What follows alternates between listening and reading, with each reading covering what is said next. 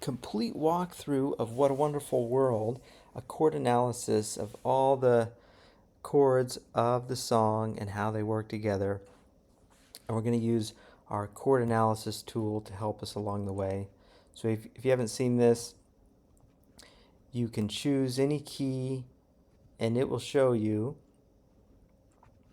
the notes of that key, the triads, and then also secondary dominant chords and borrowed chords, which are chords that are not naturally found in the key but are commonly used in compositions to add a different color.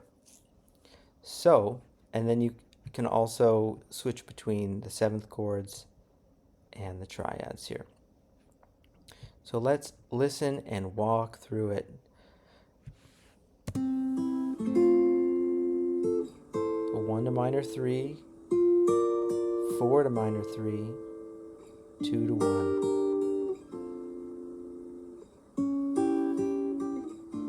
So that chord progression right there is really interesting.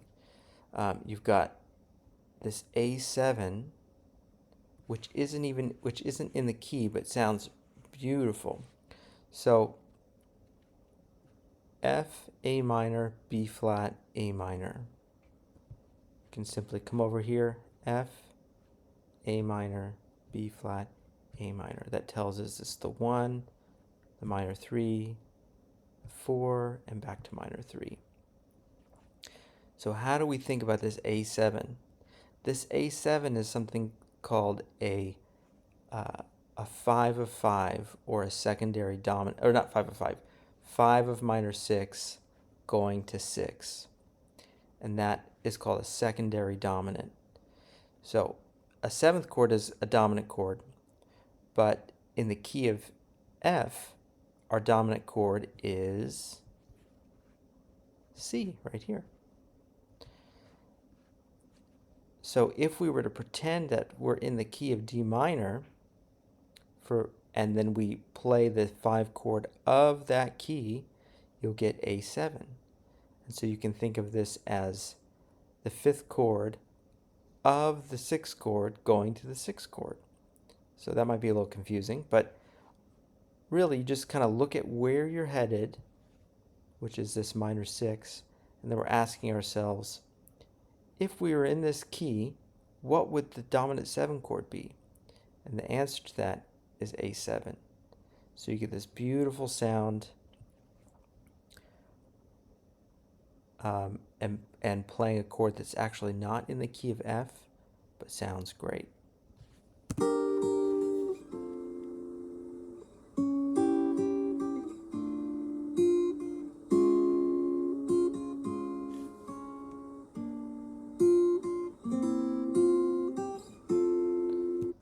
Let's talk about this D flat chord.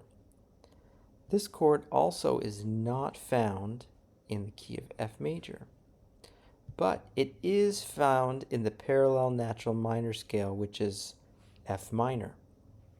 And so you can see right here, the flat 6th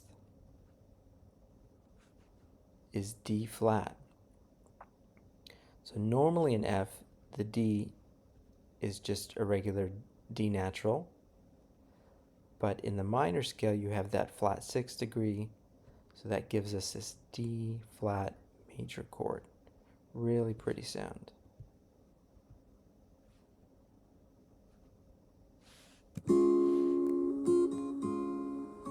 Four to 5 and back to 1. There's that A7 going to D again. A7 to D, A7 to D. So you've got 5, 7 of 6 going to 6.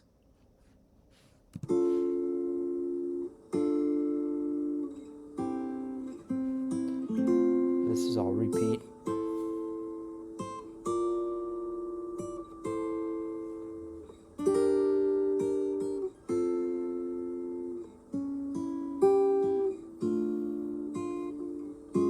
That flat 6 major.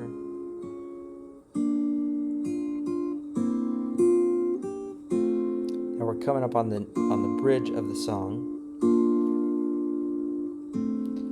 So now we have minor 2 to 5 to 1, and then it repeats.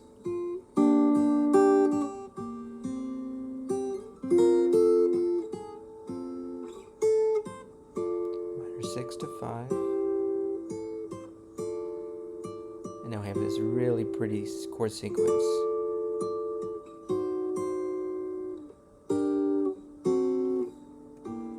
So let's look at this section right here. Let's see what's happening. Notice you've got minor 6, and then over here you've got the 2 chord. And then in between you have this D7 flat 9 chord. So if we go over here to our chord analysis tool, pull up the 7th chords, and so we're heading to this G minor sound, the 2. And then, so here's G minor. Notice that D7 is the 5th of G minor. So we have another secondary dominant. We have a 5 of 2 going to 2. Right here.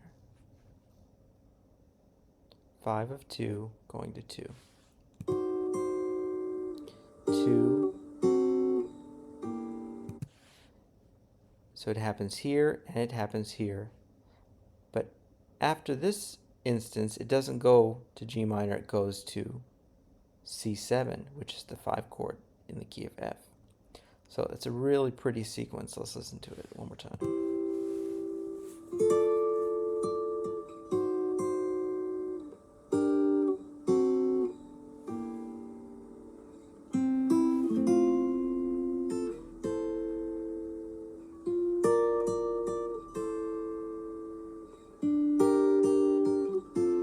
5 of 6 going to 6,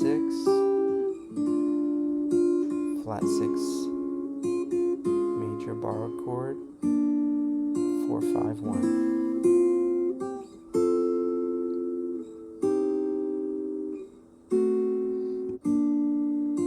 So this is a really interesting chord right here.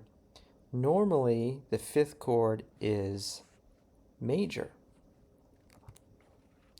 right? Here's C. But you can also use C minor, which is borrowed from the minor scale, from F minor scale, and you get a different color there.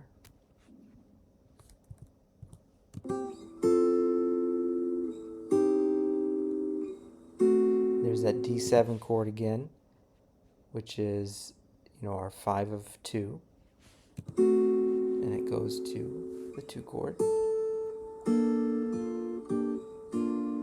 4, and then 5 and 1.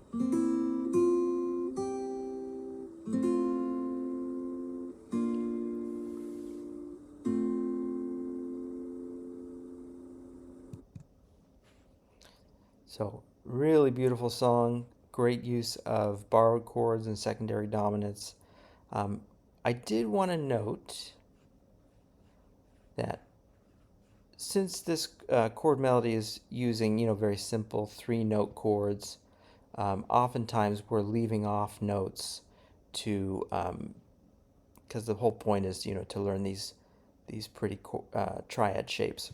So for example, this A7 right here, we're actually using a C-sharp diminished triad to imply A7. And so these 2 chords have the exact same notes, except that in the C-sharp diminished, there's no A note represented. But otherwise, they're just the same. And so that goes for these ones too. So this A7 augmented chord, inside this chord is this F augmented triad, F, A, C sharp, F, A, C sharp. So we're just using a portion of that full chord to imply it, but we still name it this way so you can see these kind of relationships happening right here, these secondary dominants happening. Yeah, and let's see if there's anything else. Yeah, I think that's basically it, but really pretty tune, and great usage of secondary dominants and borrowed chords.